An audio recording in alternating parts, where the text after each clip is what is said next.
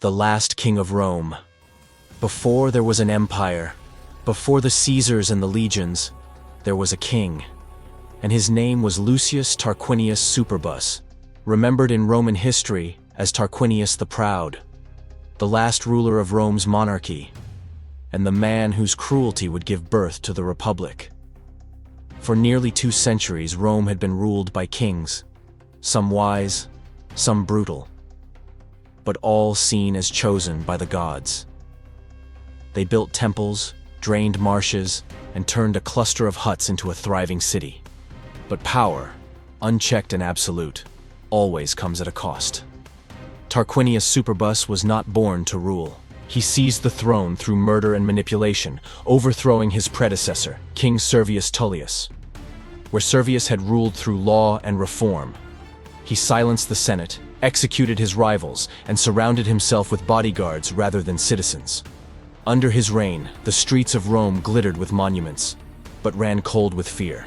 He built the Temple of Jupiter, Optimus Maximus, the grandest structure Rome had ever seen. Rome prospered on the surface, but beneath the marble, resentment grew. Tarquinius's pride blinded him to the cracks in his throne. The people whispered in alleys, the Senate plotted in silence, and even the gods, it was said, had turned their eyes away. And in the heart of the city, one act of cruelty would soon spark a fire no king could extinguish. The story of a woman named Lucretia and the birth of a republic. The crime that ended a kingdom. In the final days of Rome's monarchy, a noblewoman named Lucretia became the symbol of everything that Rome would one day stand for: honor, justice, and the cost of freedom. Lucretia was the wife of Lucius Tarquinius Superbus, a respected Roman noble. Her beauty and virtue were spoken of throughout the kingdom, even among the king's sons. One of them, Sextus Tarquinius, was consumed by lust and envy. He was not satisfied with power or wealth. He wanted to take what he believed was his by right. One night, under the veil of friendship, Sextus came to Lucretia's villa. He was welcomed as a guest, as a prince of Rome. But before dawn, he forced himself upon her. The next morning, Lucretia summoned her husband and her father. Her voice trembled, not with fear, but with fury. She told them what had been done to her. And in a moment that history would never forget, she took her own life, declaring, "Though I absolve myself of guilt, I cannot live in shame." Her death sent shockwaves through Rome. The people mourned, but her words, her sacrifice, became a rallying cry. Lucius Junius Brutus, her kinsman, stood over her lifeless body and swore an oath that no man in Rome would ever again call himself king. The streets of Rome erupted, the royal palace was stormed, and Tarquinius Superbus, the proud king, fled into exile. What began as a crime became a revolution. The age of kings had ended. The Roman Republic had begun. The exiled king and the revenge of the Tarquins, Tarquinius Superbus, the last king of Rome, fled in darkness, leaving behind his palace, his soldiers, and his crown. But his arrogance and his hunger for power remained unbroken. Exile was not defeat, he told himself. It was only a pause, a chance to return stronger. He found refuge among the Etruscans, the powerful northern kingdom from which his family had descended. Their king, Lars Porsena, was a man of ambition, a ruler who respected strength. Tarquinius spoke to him with silvered words and fiery eyes. He told him Rome had fallen into chaos, that rebels had betrayed their king, and that only a true monarch could restore order. Porsena listened, and soon the banners of the Etruscan army rose high. Thousands of soldiers marched toward Rome, their spears glinting beneath the morning sun. Within the city walls, panic spread. The Republic was new, fragile, and untested. Its leaders, Brutus and Collatinus, had never faced an army this large, but the Romans refused to surrender. They had thrown off their king, and they would die before kneeling again.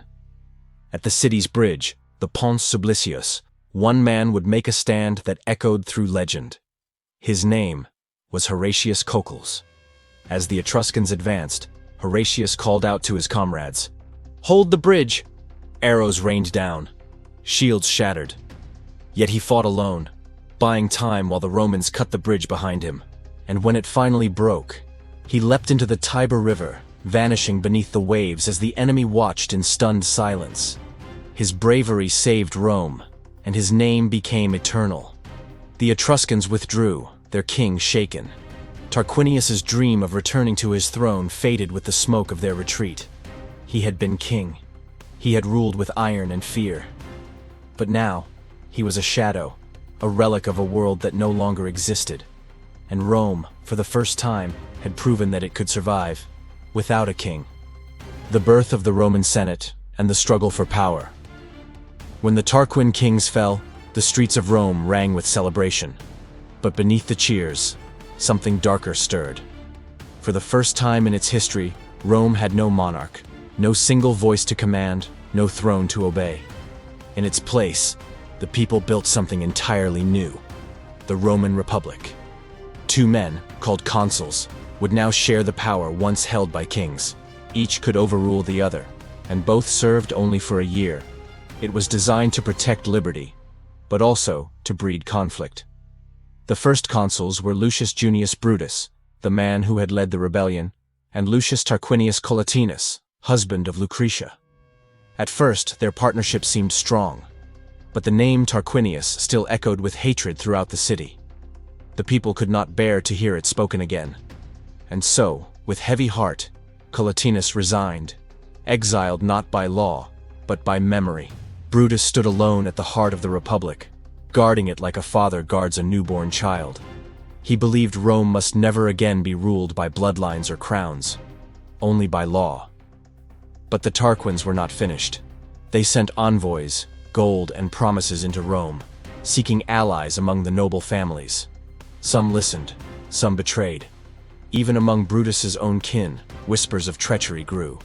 His sons, Titus and Tiberius, were caught in a secret plot to restore the king. When their guilt was proven, the Senate turned to Brutus for judgment, and the father who had freed Rome ordered his own son's execution. He watched in silence as the axe fell, his face unmoving, his heart unbroken. Because to him, Rome was more than blood, it was destiny. From that moment forward, the Republic was baptized not just in freedom, but in sacrifice. The Senate, once a council of advisors to kings, now ruled beside the consuls. They debated, decreed, and argued, forging a system that would one day rule half the world. But even then, the seeds of conflict were planted, because every republic carries within it the ghost of a crown. Rome stood fragile, free, but surrounded by powerful rivals. To the north lay the Etruscans, the proud and ancient people Rome had just defied. To the south, Latins and Sabines, who watched the new republic with suspicion. Freedom, it seemed, had painted a target on Rome's back. Word spread quickly. The kings of Rome had fallen. And among the Etruscans, one man burned with vengeance. Lucius Tarquinius Superbus, the exiled king, refused to accept defeat. He went from city to city, begging for armies. He promised gold, power, and revenge. And finally, Lars Porsena, the mighty king of Clusium, answered his call. Together they marched toward Rome, an army of iron and rage. The city braced for siege. Its people trembled. And yet, among them rose a handful of names that would echo through time. Horatius Cocles, a soldier of the Republic, stood on the bridge that led into the city, the Pons Sublicius. As the Etruscan army charged, he shouted to his comrades to destroy the bridge behind him. Then, alone, he faced the enemy. Arrows rained, spears flew, but Horatius held his ground, defending the narrow crossing while the bridge fell apart beneath his feet. When the final plank shattered, he turned and leapt into the river, vanishing beneath the waves. And when he rose again, alive, the Romans cheered his name. Horatius had saved the Republic. Yet even as Rome celebrated, the Etruscan king Porsena pressed closer. He surrounded the city, cutting off supplies. The people starved, but Rome did not surrender. Then came another legend, Gaius Mucius Scaevola. He slipped into the enemy camp, dagger in hand, to assassinate Porsena. But in the confusion, he struck down the wrong man. Captured and brought before the Etruscan king, Lucius declared proudly, "I am a Roman. I came to kill an enemy of Rome, and there are hundreds like me." To prove his words, he thrust his right hand into a brazier of fire, and did not flinch as his flesh burned. In awe, Porsenna freed him, and soon after, he made peace with Rome. And soon after, he made peace with Rome. The siege was lifted. The Republic had survived, but not without cost. Rome had shown the world its spirit, fierce, unbreakable, and willing to die for its freedom. And in doing so, it had earned something far greater than survival. It had earned fear. From that day, kings and tribes began to see Rome not as a small city in the hills, but as a rising force that could not be broken. The Republic's heart had been tested in fire, and the flame burned brighter than ever. The Roman Republic expands. War, alliance, and identity. After the fall of the Etruscan siege, Rome stood proud, battered, hungry, but unbroken. The citizens who had once bowed to monarchs now held their heads high. They had defended their liberty with blood and fire, but the world beyond Rome's walls remained restless. Old enemies watched, new ones waited. The Latin cities, Rome's former allies and rivals, feared the Republic's growing power. They formed leagues and coalitions, each preparing for the day Rome would try to dominate them. And that day came swiftly. Rome marched south, carrying banners of the Republic and memories of the siege still fresh in its soldiers' hearts. The Latin War began, a brutal struggle for dominance over the hills and valleys of central Italy. At first, it seemed Rome might be crushed by the sheer number of enemies, but the Romans had something the others did not: discipline. Their armies moved like machines, each man trained not for glory, but for victory. And when the Latin Confederation finally fell, Rome did not destroy its foes. Instead, it did something revolutionary. It offered them citizenship, not all at once, but carefully, selectively. Rome built alliances, granting rights to some, promises to others, and protection to all who swore loyalty to her. Where others ruled through fear, Rome ruled through inclusion. It was not an empire yet, but the blueprint had been drawn. This clever system of alliances, known as the Foedus, or treaty network, created a web of loyalty across Italy. Cities that had once been Rome's enemies now marched beside her armies, fought her wars, and shared her spoils. And in return, they became Roman in spirit, speaking her language, following her gods, living under her laws. But as Rome grew outward, new tensions grew within. The noble patricians controlled the Senate, the laws, and the power. The common plebeians, who filled the legions and worked the fields, began to ask, who does Rome truly belong to? This question, simple yet dangerous, would soon ignite the Republic from within. Because while Rome's armies conquered lands, her people began to demand equality. The wars forged the Republic's borders, but the next struggle would forge its soul. The struggle of the orders. When Rome's poor fought for equality. In the early days of the Republic, the dream of liberty was shared by all, but the reality belonged to a few. The noble patricians, descendants of the oldest families, held every key to power. They ruled the Senate, commanded the armies, and judged the laws. Below them were the plebeians, farmers, laborers, and soldiers, the very backbone of Rome's strength. They fought her wars, tilled her soil, and built her temples. But they had no voice in the government they defended. Debt was a constant curse. If a farmer could not pay, he could be imprisoned, or even enslaved, by his creditors. And still, he would march to war when the consuls called. The injustice burned like a wound, until one day, the plebeians refused to fight. It began with a silent march, a movement history would remember as the first secession of the plebs. The common people gathered their families, their tools, and their pride, and left the city. They climbed a hill outside Rome, vowing they would no longer bleed for a republic that ignored them. Panic swept through the Senate. The Republic could not survive without its workers, its builders, its soldiers. Negotiations followed. Voices rose. fists slammed on marble tables. And finally, a compromise was born.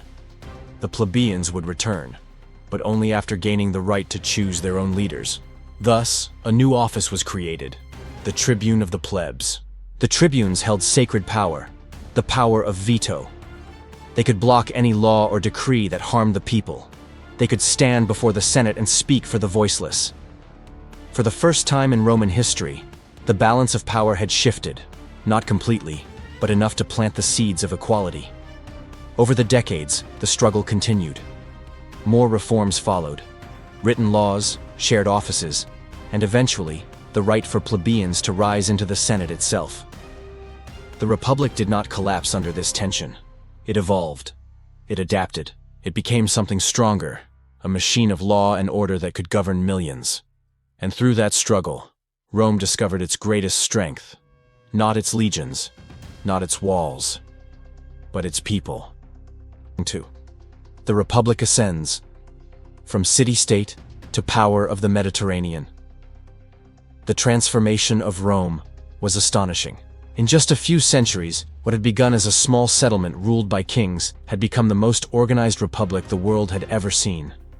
Its armies were disciplined, its government was efficient, its citizens were united by purpose and by pride. Each victory fed the next. Each war forged new alliances, new roads, and new wealth. Rome was no longer just a city, it was a system. A living machine built on loyalty, ambition, and law. By the 4th century BCE, Rome dominated central Italy. Her legions marched further each year, through mountains, rivers, and rival lands. One by one, neighboring tribes and cities either fell or joined under her banners.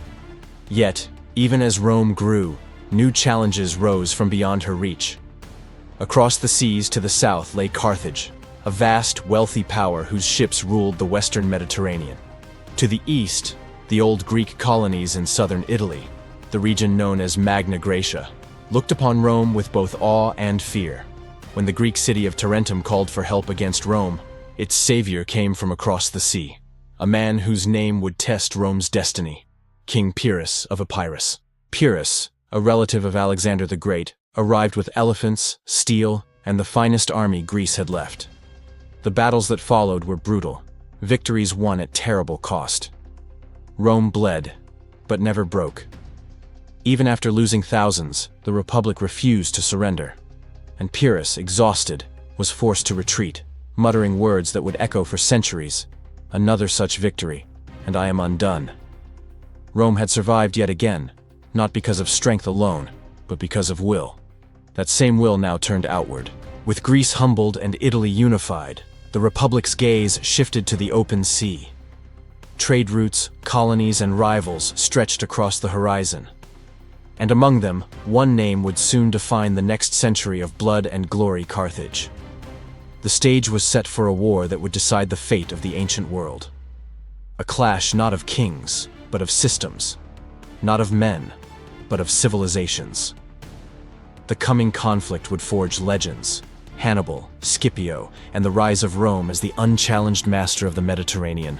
But before that storm, Rome stood still for a moment, proud, scarred, and invincible. The Republic had risen, and the world had begun to tremble. The Punic Wars begin, Rome versus Carthage. By the dawn of the 3rd century BCE, Rome had conquered Italy. Its legions stood unmatched on land, disciplined, tireless, and loyal. But across the water, another empire had already risen. Carthage, the jewel of North Africa. A city of merchants, sailors, and silver, rich beyond measure, powerful beyond imagination. Its harbors stretched for miles, filled with hundreds of warships. Its influence touched Spain, Sicily, and the coasts of Africa. Where Rome fought for honor, Carthage fought for profit. Two powers with two visions of the world, and only one could survive. Their rivalry began on the island of Sicily, a land coveted by both. When a small conflict erupted between local rulers, both Rome and Carthage sent aid. Neither intended war, but once their legions and ships met, neither could back down. The First Punic War had begun. At first, Rome seemed doomed. Carthage commanded the seas. Rome had no navy, no ships, no sailors, no experience. But Rome learned quickly. They built fleets from scratch, hundreds of vessels designed to challenge Carthaginian mastery. And then, they changed the rules of naval warfare forever. Instead of fighting ship to ship with speed and maneuver, the Romans built boarding bridges called corvus, turning sea battles into land battles, where Roman discipline reigned supreme. At Mylae, they won their first great victory. At Ecnomus, they shattered Carthage's fleet. The unthinkable had happened. Rome had conquered the sea. For over 20 years, the war raged, an exhausting contest of endurance. Tens of thousands died. Entire fleets were sunk by storms and fire. Finally, at the Battle of the Aegates Islands, Rome struck the final blow. Carthage sued for peace. Its treasures were taken. Its pride, broken. Rome emerged victorious, but scarred. The Republic now controlled Sicily, its first province beyond Italy. A new world had opened before it. But victory came at a cost, one Carthage would never forget.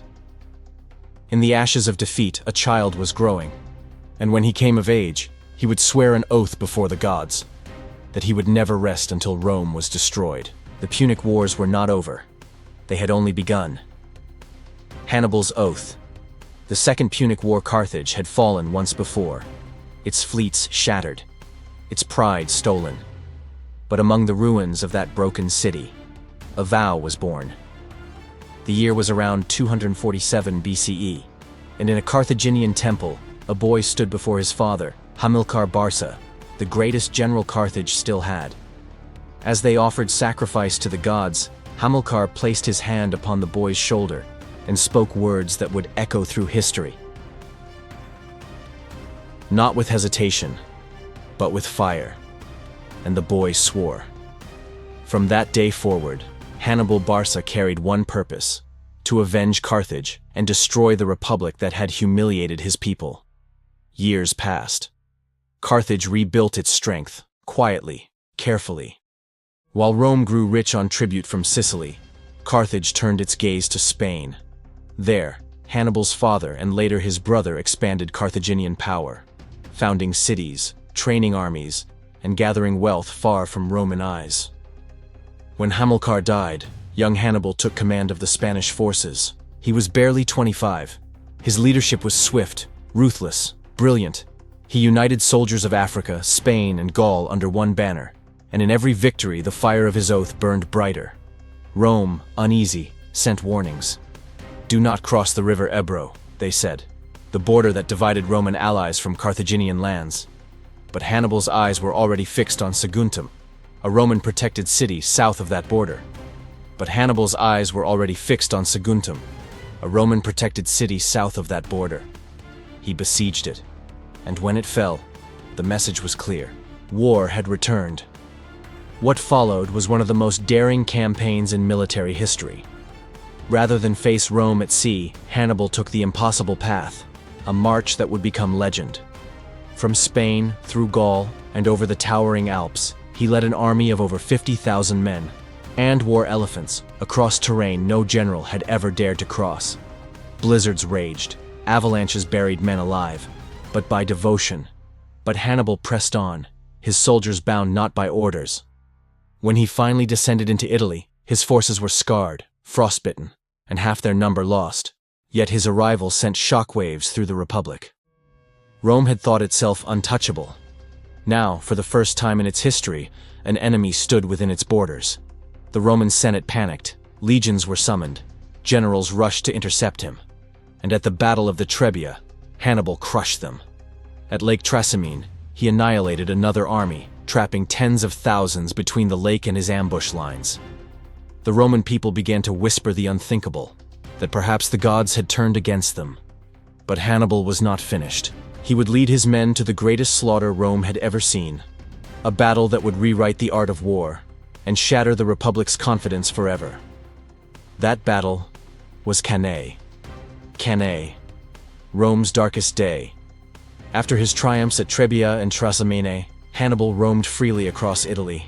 He burned fields, destroyed towns, and humiliated every army sent to stop him. The Senate could no longer ignore him. Rome gathered the largest force it had ever assembled, nearly 80,000 men, led by two consuls, Lucius Aemilius Paulus and Gaius Terentius Varro. Their mission was simple: destroy Hannibal. Their mistake was pride. The battlefield of Cannae in southern Italy stretched wide and open, perfect ground for Roman numbers. But Hannibal had chosen it. He knew exactly what would come. As the sun rose, dust swirled across the plains. The Roman legions advanced in dense formation, shields locked, spears ready. They believed they could crush Hannibal's smaller army with sheer force. But Hannibal's plan was already in motion. He placed his weakest troops, the Iberians and Gauls, at the center, bowed slightly inward. His elite African soldiers waited on the flanks, and behind them, his cavalry stood ready. The Romans surged forward. At first, they pushed the Carthaginian line back. Victory seemed certain, but that was exactly what Hannibal wanted. The center of his line retreated slowly, deliberately, drawing the Romans deeper and deeper in. Then, with a single signal, the trap closed. From both sides, the African infantry wheeled inward. The Roman formation, so tight and strong, became its own prison. There was nowhere to run, no room to fight. Moments later, Hannibal's cavalry struck from behind. The Roman army was surrounded, completely encircled. For hours they fought and died in the dust. The screams of tens of thousands filled the air. By nightfall, over 50,000 Romans lay dead. Entire legions vanished. Senators, generals, and soldiers, all gone.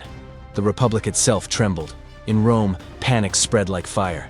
Temples were filled with prayers, offerings, and tears. The gates of the city were sealed. For the first time in centuries, it seemed Rome might fall. But Hannibal did not march on the capital. He paused, rebuilding his strength, waiting for allies to join him. Some did. Southern cities, even Capua, sided with Carthage. But most of Italy remained loyal to Rome. And that loyalty, that stubborn, relentless unity, would one day save the Republic. Cannae was more than a battle. It was a lesson, written in blood, that even the greatest victories can sow the seeds of defeat. Because while Hannibal had destroyed Rome's army, he had not destroyed Rome's will. The Republic would rise again, and the man who would lead that rise was already watching from across the sea. His name was Scipio. In the aftermath of Cannae, Rome was silent. The streets that once echoed with triumph were now filled with grief. Every family had lost someone, a son, a brother, a father. Entire legions had vanished into dust. The Senate debated surrender. Some called for peace. Others whispered that the gods had abandoned the Republic. But then, something remarkable happened. Instead of collapsing, Rome hardened. The Republic that had once seemed broken began to rebuild. Not through numbers, but through resolve. New armies were raised. Boys barely of age were given armor too large for their shoulders. Veterans trained them under the burning Italian sun. And while Hannibal still roamed free across their lands, Rome adapted. They stopped chasing him into traps. They learned. They endured. The lesson of Cannae became the lesson of survival. Rome would no longer fight for glory. It would fight for existence. Across the Mediterranean, a young officer, Publius Cornelius Scipio, watched these events unfold. He had survived Cannae. He had seen the horror, the chaos, the blood. And from that day on, he made a silent promise. If Hannibal was the destroyer of Rome, then he, Scipio, would become its savior. He studied Hannibal's tactics. He studied his patience, his precision, his brilliance, and learned from it all. Years later, Scipio would sail to Africa to strike Carthage itself and force Hannibal to return home. There, on the plains of Zama, the two greatest generals of the ancient world would finally meet. Next time, on Chronidex, the fire of vengeance burns in Africa. A young Roman commander dares to bring the war to Carthage's gates. As destiny calls, Hannibal and Scipio will face each other in one final clash that will decide the fate of two civilizations. Episode 4: Scipio and the Fall of Carthage. Coming soon, only on Chronidex.